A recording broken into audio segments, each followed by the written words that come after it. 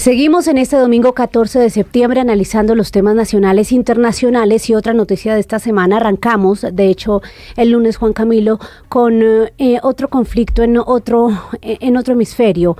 Israel no solo amplía su ofensiva contra Hamás en Gaza, advirtiéndole a la población que los que queden en los edificios que están de pie salgan, sino que también en lo que puede significar una ampliación de esta guerra, atacó a Qatar porque dice que en esos puntos de ataque hay funcionamiento de las milicias de Hamás y de líderes de Hamás. No, y María Camila, no solo lo dicen ellos, el mundo lo sabe, Israel lo sabe. Qatar ha sido escenario como país intermediador de negociaciones. Claro.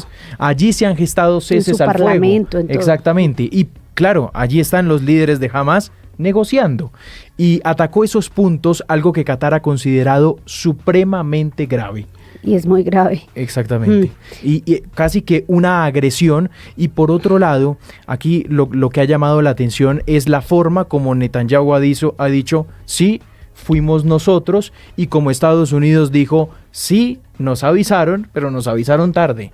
Nos avisaron cuando esto ya estaba en plena ejecución. Es muy interesante también la posición de Estados Unidos puntualmente sobre este hecho reciente en este conflicto de Israel y Hamás, que tiene que ver con el ataque ya a territorio catarí. Andreina Solórzano tiene una experta, una invitada especial hablando sobre este tema. Andreina. En otros temas internacionales de esta semana, fue noticia el ataque que perpetró Israel a un edificio residencial donde, valga la redundancia, residían altos cargos políticos de Hamás en la capital de Qatar, en Doha. Ocurrió un día después de que en Jerusalén 6 personas murieran en medio de un ataque perpetrado por Hamás en una estación de buses. 2 hombres abrieron fuego con ametralladoras. Israel no demoró en vengarlo, pero lo sorprendente es el lugar, porque se atrevió a lanzar misiles en el corazón de la península arábiga. Cruzó una línea para muchos muy peligrosa y que deja mucho para el análisis, porque Qatar, donde se llevaba a cabo las conversaciones para un eventual cese al fuego o una tregua. Un país mediador que ha buscado junto a Estados Unidos una resolución al conflicto y además muy poderoso dentro del mundo árabe, y que termina, como vemos, siendo blanco de un ataque israelí. Para hablar de este tema, ya tenemos con nosotros en conexión a la profesora Margarita Cadavid. Ella es experta en Medio Oriente y es profesora de la Universidad Militar. Bienvenida, profe. Buenos días, un saludo para todos ustedes y muchas gracias por la invitación. Un placer estar aquí. Bueno, horas después del ataque, las fuerzas de defensa israelíes escribieron una publicación en donde decían que el ataque en Doha fue planeado, ejecutado por Israel y que solo ellos asumían la responsabilidad. ¿Cómo leyó usted este mensaje? Bueno, pues básicamente hay que tener en cuenta 2 cosas. Lo primero es que evidentemente un ataque de estas dimensiones, es decir, en la capital, en Doha de Qatar, en un lugar residencial turístico, evidentemente tuvo que haber tenido una planeación de mucho tiempo atrás. Es decir, no es una cosa hecha de manera espontánea, ni mucho menos sin ninguna preparación o aviso. Igualmente, se conoce pues que a pesar de que al principio se generó la duda, que Estados Unidos sí tenía conocimiento de este ataque, de la posibilidad de este ataque. Sin embargo, que es diferente y que hay que tener en cuenta, digamos, para iniciar este análisis. Que si bien nosotros hemos visto otros ataques de Israel a lugares como el Líbano, Siria e Irán, ¿qué tienen en común estos 3 lugares? Pues además de ser parte del denominado eje de la resistencia y estar en contra de Israel, una de las situaciones es que estamos hablando de Qatar, un país que tiene 2 condiciones y que eso es lo que lo hace diferente y lo pone en riesgo a la región y pone en riesgo cualquier posibilidad en el proceso de cese al fuego con Hamás. Lo primero es que Qatar es un aliado de Estados Unidos, cosa que no es ni Irán, ni Siria, ni Líbano. Lo segundo es que Qatar se ha posicionado en el mundo como ejerciendo algo que se denomina en relaciones internacionales el soft power, es decir, apelando a convertirse en un mediador en la región. Entonces aquí quedan abiertas, digamos, 2 grandes preguntas. Desde el Pacto Quincy de 1945 con Arabia Saudí Estados Unidos se ha erigido como defensor de las monarquías del Golfo y este acuerdo se basaba en una máxima que es petróleo por seguridad. Por esa máxima, digamos, las petromonarquías estaban, si se quiere, de alguna manera protegidas y respaldadas por Estados Unidos. Este ataque de Israel, sin ningún, que es por demás, hay que decirlo, una violación al derecho internacional. Es decir, uno no puede atacar y traspasar la soberanía de un Estado y atacarlo sin que haya habido un ataque previo. Y Qatar no ha atacado en ningún momento y bajo ninguna circunstancia a Israel, todo lo contrario.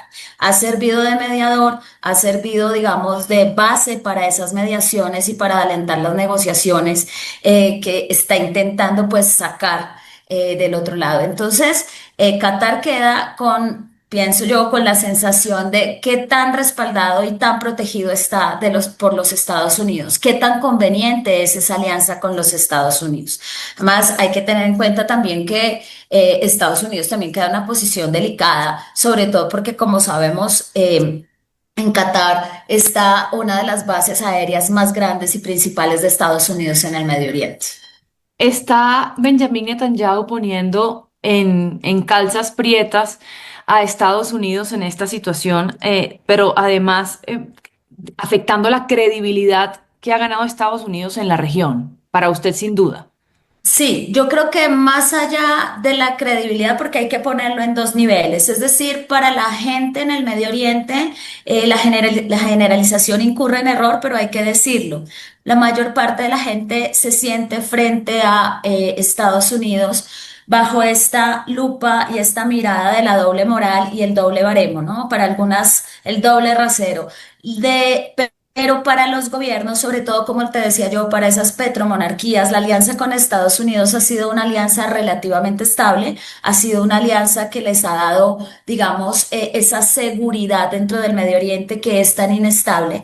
Y de hecho, si uno hila un poco más fino, Arabia Saudita también podría sentirse como qué tan fuerte, qué tan viables son estas alianzas. Y hay otra cosa, esto podría incluso, pues ya yendo mucho más lejos e hilando mucho más fino, esto podría llevar a buscar alianzas de estos países más con Asia, con China, con otros, digamos, territorios que dan una posición más clara, porque es que aquí hay otra situación que es bien compleja y es como si Israel tuviera un cheque en blanco para hacer lo que quiere en el mundo. Entonces, esto que es un ataque gravísimo, de hecho, Qatar dijo, yo me reservo el derecho a responder ante este ataque, que eso puede ser incluso considerado un crimen de agresión. Cuando tú atacas a un Estado sin que haya sido atacado, eso está tipificado en el derecho internacional. Y no en vano, fíjate que hay una cosa que hay que tener en cuenta que poco se ha mencionado. Precisamente estaban reunidas las autoridades, estaban reunidos allí la cúpula, porque esa es otra cosa que ha cambiado. Desde el asesinato de Haniyeh, pues Hamas no ha dicho quién es su líder. Entonces, ahora estamos frente a un cuerpo colegiado que es el que toma las decisiones, precisamente para no ponerle un tiro al blanco a la persona que digan que es su líder. Y estaban reunidos ahí, iban a sacar el comunicado sobre el acuerdo, porque claro, aquí ya hemos llegado también a un punto donde cuál es el acuerdo, es una imposición de unas condiciones de Israel hacia Hamas y no una negociación verdaderamente de un acuerdo. Entonces, desde el punto de vista de las posibilidades de cese al fuego en Gaza, en mi opinión, el primer ministro Benjamín Netanyahu está matando las esperanzas para los rehenes, para la devolución de sus rehenes, pero también está aniquilando a los moderados. Es Claro. decir, la gente del común e inclusive en algunas esferas ya se casó con la idea de que para Israel la única salida es la violencia y por lo tanto la única respuesta es la violencia. Y eso también ahí vemos estas escaladas que estamos teniendo. El ataque no eliminó al que era el objetivo principal de Israel, que decían que era Khalil al-Haya, que al parecer, digamos, sí tiene, era el jefe negociador, pues de Hamas. Sí. Pero en ese sentido fue un fracaso para la perspectiva de Israel ese ataque o logró algo más allá, digamos, Bueno. psicológicamente. Yo diría que aquí hay dos maneras de verlo. Efectivamente, desde la perspectiva israelí, ¿qué están viendo ellos en este momento? Desde la perspectiva israelí es, por un lado, el éxito, entre comillas, de un ataque que puede considerarse quirúrgico, digamos, atacar en el centro de la ciudad sin producir un número de bajas impresionantes. Esto sin justificarlo, por supuesto. Por supuesto, no. Sí, salvando esa responsabilidad, aquí no se justifica, nadie se explica. Entonces, por un lado eso, pero más allá, como te decía yo, digamos que quienes forman parte en este momento de ese liderazgo colegiado, hay unas figuras históricas, está Khaled Mashal, Musa Abu Marzuk y Khalil Al-Hayya, que digamos... Esos son las figuras más importantes que hay en este momento en ese cuerpo colegiado. Matan al hijo de uno de ellos, pero realmente no logran ninguna presión. Y por el contrario, lo que logran es lo que te decía, borrar las posibilidades de una negociación y con eso matan las esperanzas de la devolución de los rehenes y matan las esperanzas en Gaza de un cese al fuego. Entonces, digamos que hay una situación donde la apuesta de Netanyahu ha sido esta exacerbación de la violencia y la imagen que tenemos todos, pensaría yo en este momento, es que no hay una disposición real a la negociación. Hay una disposición real a imponer las condiciones que Israel quiere, pero a no negociar. Y una negociación implica que las partes cedan. No es la apuesta de lo que los tienen todo frente a los que no tienen nada y no quieren ceder nada. Profesora, ¿hay posibilidades de un escalamiento regional de la guerra de Gaza? Yo me atrevería a decir que esta situación genera mayor inestabilidad, pero lo que nos han mostrado en los últimos 2 años es que los países han sido bastante cuidadosos en no permitir ese escalamiento. Si tú ves, por ejemplo, cuando se ha tratado de Irán, tanto Irán como Israel han mostrado sus cartas, pero no han ido más allá. Es decir, Israel ataca, Irán responde. Pasamos de la paciencia estratégica a ataques directos, pero también muy controlados.